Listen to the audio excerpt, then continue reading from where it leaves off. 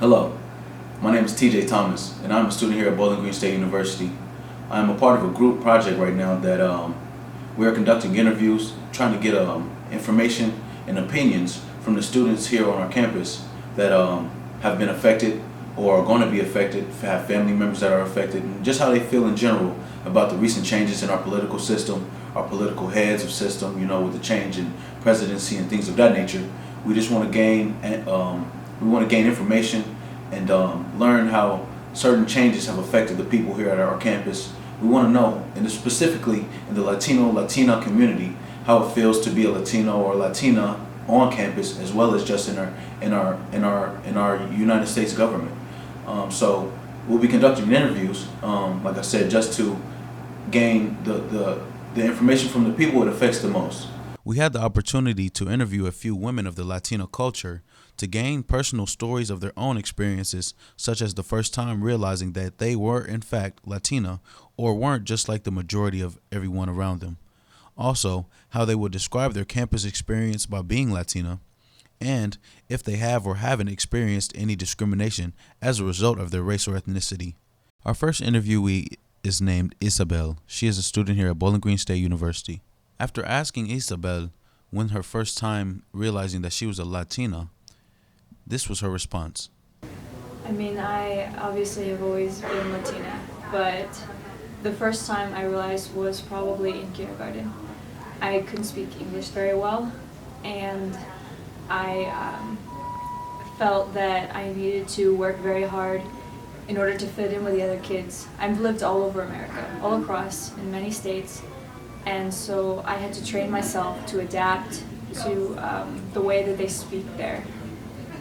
And the first instance that it really hit me was when I was taking Spanish class again, because I had become so normalized and I had tried so hard to fit in that I actually ended up forgetting a lot of my Spanish skill. And when I started speaking to the teacher and to the other students, they looked at me and they thought, oh my gosh, this girl is she's try-harding and she's trying to suck up to the teacher and whatever, but what they didn't actually know was that I am Latino. I actually am, and that I wasn't just trying very hard to impress anybody. So really my realization came when I realized that I was mixed, because I look white, but I speak like I am Latino, and it's kind of caused somewhat of an identity crisis for me, because I want to be Latino, but I also want to be American. And this has caused me to have this skill of adaptation to where I have to form myself in a way that will be convenient for the situation. But culturally, I want to take part in as much of the culture of Latinos as possible. I guess that's when I realized that I am a Latino. After asking how she would describe her experience while being a Latino on BGSU's campus, this was her response. So when I first came to BG, I hadn't thought much about it at all. I considered myself obviously a normal person, I am half Latino, and I didn't think that it would impact my experience at all. But the reality is that it has everything to do with my everyday life here at BG. It has part to do with my cultural heritage. I want to carry it out and I want it to be a part of it. But that's hard when you are at a school that is, where I am part of the minority, which hadn't happened to me before, really. And part of it is that I have to go through day-to-day life is the challenge of having people ask me, about my heritage and, oh, where are you from? Which, of course, is no problem at all, but that comes with negative sides of it too. There's prejudices and people make assumptions about me and they make snide comments and they don't realize that there's more to me than just my heritage or what I look like. Some people don't realize I'm Latino at all. And I think that a big part of my Latino experience here at BGSU has to do with LSU, or the Latino Student Union. You actually seek family and you seek refuge in these places that I never knew existed before I came here. It really is like a big family, and you depend on the others that are just like you in the community. So that is what my BG Latino experience is about right now. And after asking, has she ever experienced any racial discrimination from being a Latino on BGSU's campus or in society in general, this was her response. Yes. In my life, I have been, I guess, profiled once. Or I suppose I observed it very close. You see, my family at one point lived in California, and we decided to take a day trip down to Mexico. Now back then you actually didn't need a passport and you could just go down for the day. But as we were coming out, I guess here's some context. My dad is, Latino. He has dark skin, he speaks Spanish, and my mother is a Caucasian lady with blonde hair and blue eyes. And as we were leaving Mexico, we got pulled over by patrol, and they kept asking me for my dad's green card. He's from Puerto Rico, he doesn't need a green card because it's part of the United States. But the guy didn't believe us, and he thought that he actually stole my mom and my sister and I from God knows where, but they were convinced that he was a Mexican. And they kept wanting his papers, and it's like they wouldn't take no for an answer. And it was then that we actually had to call the base because my dad's in the military and had them explain that he was Puerto Rican, he is a documented citizen because he was born in the US. And then was really when I realized, oh my God, racism actually exists. Like, this isn't just something that I've learned about in a Black History Museum or a Latino History Museum. It was real, and it was right in front of me as an 8-year-old. It was really scary. And from then on, I've been kind of weary and realized, hey, this is actually something I need to be worried about. And it happened once again at BG on the night, Trump was elected.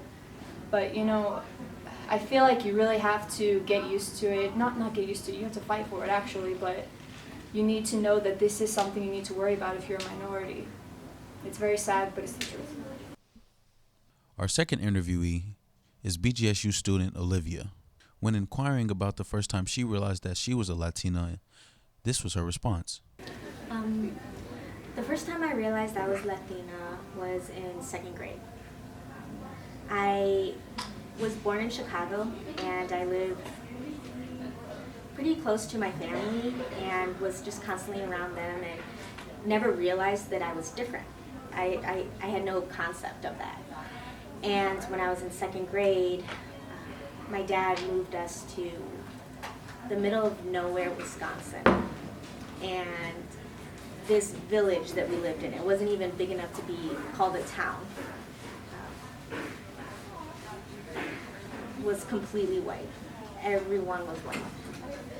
And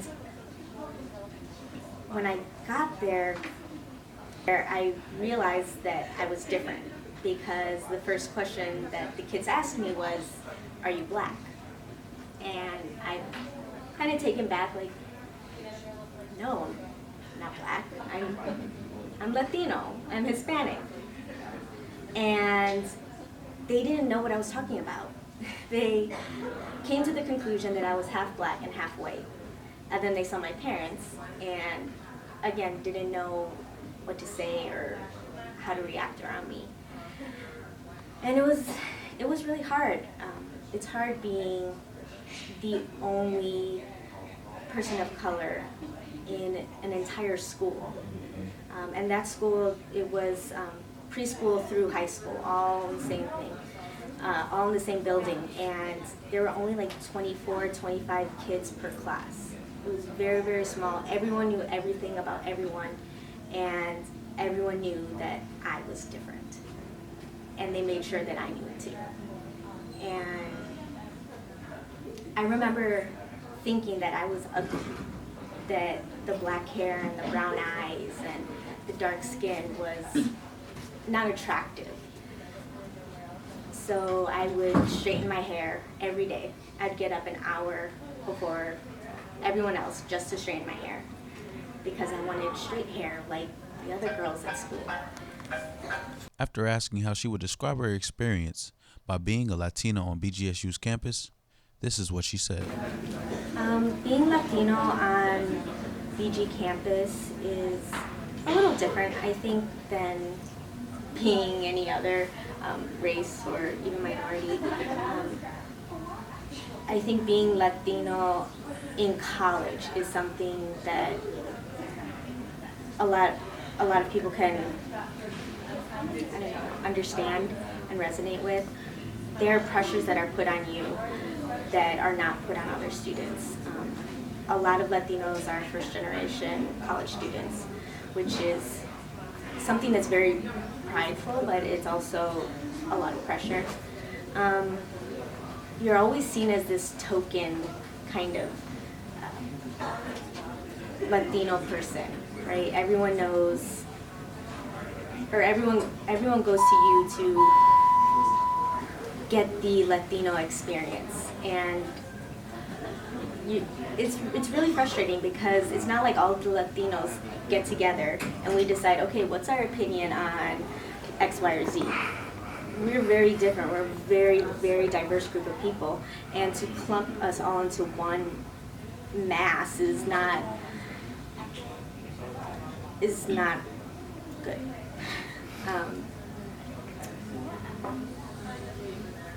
I think you are treated a lot differently.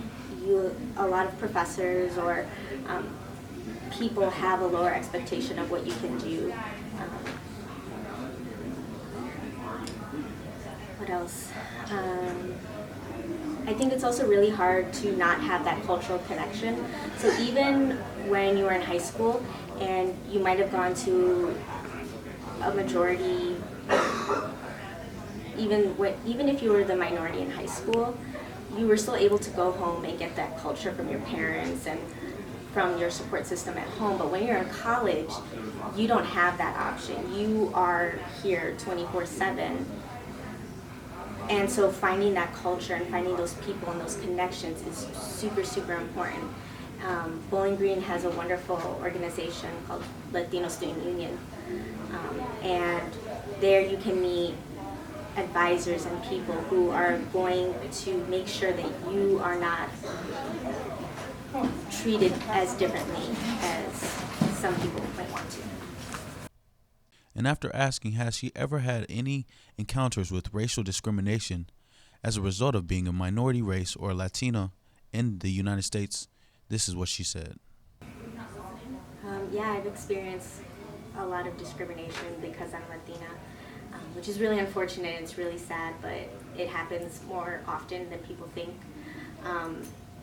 I remember when we moved to this area, my dad was mowing the lawn, and he was in, garden clothes, and he wasn't in a business suit or anything. He looked like he was just mowing the lawn. And one of our neighbors asked how much he charged to mow lawns. And we were like, oh, this isn't a service, we live here, but I guess if you need help mowing your lawn. And so people have these perceptions and these stereotypes about Latinos, and it's really hard to fight against those. I think especially being Latina, people think that they just sexualize Latinas and objectify them, and think that, oh, Latinas are easy and I can say anything and she's gonna respond to me, or I don't know. But I come from a very long line of strong women, intelligent women, and I am not something that you can disrespect or take advantage of. That's not fair to me or to my culture. So I think that's another huge area that Latinas experience a lot, unfortunately. Our third interviewee is BGSU student Maria. After asking her when the first time she realized that she was a Latina, this was her response. The first time I realized that I was Latina or Mexican, I like to identify myself as that, was when I first stepped out of the plane in Cleveland, Ohio. I realized that there was not much color when I stepped out of that flight. And then it really hit me once I got to high school, because I attended an all-white high school and I was the only Mexican that graduated in that class. And after asking how she would describe her experience as being a Latina student on BGSU's campus, this is what she said. My experience here in BG has not been the best, mainly because I don't know a lot of Latinos in BG, and the only part where you can meet the Latinos in BG is in LSU, and that's only if you attend and if you have time to go. I don't always have the time to attend, so I feel like left out sometimes, not because of them, but because BG does not offer a lot of diversity or programs where you can meet other people. Like the classrooms, all my classes since I've been here, and I've been here for 5 years, have all had just all white students. Like the class that we are on right now with Dr. Walsh has been the first class that I have ever stepped into and seen Latinas around me. And after asking Maria if she has ever experienced any racial discrimination as a result of being a minority race or a Latina, this is what she said. Yes, yes I have, and not just because I'm Mexican, but I've also experienced, people confuse me for some reason. They believe I'm Asian, and they kind of look down upon that, I guess, but they also, because I'm Mexican, people assume that I don't know English, and they either speak very slowly and softly to me, and when I answer back to them, they're like, oh, you speak perfect English, and I just look at them like, well, what did you expect? I've been here for 12 years now. So, yeah. Our fourth interviewee is BGSU student Jenna. After asking Jenna to describe the first time that she realized that she was a Latina, this was her response. Growing up in a Latina family, I just always knew family was around, kind of was instilled in me. We asked Jenna also how she would describe her experience as being a Latina on BGSU's campus. I feel like it's basically just like anybody's college experience. As a minority, there's obviously less people that can totally relate to you. But also coming from a small town, I feel like I have a bigger Latina presence here than I did before. After asking Jenna if she has ever had any experience with racial discrimination as a result of being a minority race or a Latina, this was her response. I don't think I have ever experienced like straight up discrimination where like I wasn't allowed to do something that I was trying to do. I feel like there are times where people will just make comments and I'll kind of think to myself like, oh, would they have made that comment to me if I was white? After conducting these interviews today, we see that even though the women are from different places of the world and different backgrounds, as a result of the same ethnicity, that they share some of the same hardships and obstacles that they've had to overcome through their lives. We hope that this video raised awareness on an issue that is oftentimes overlooked because it's not the usual black against white type of discrimination or inequality that we see every day in America. We hope you enjoyed it. Thank you.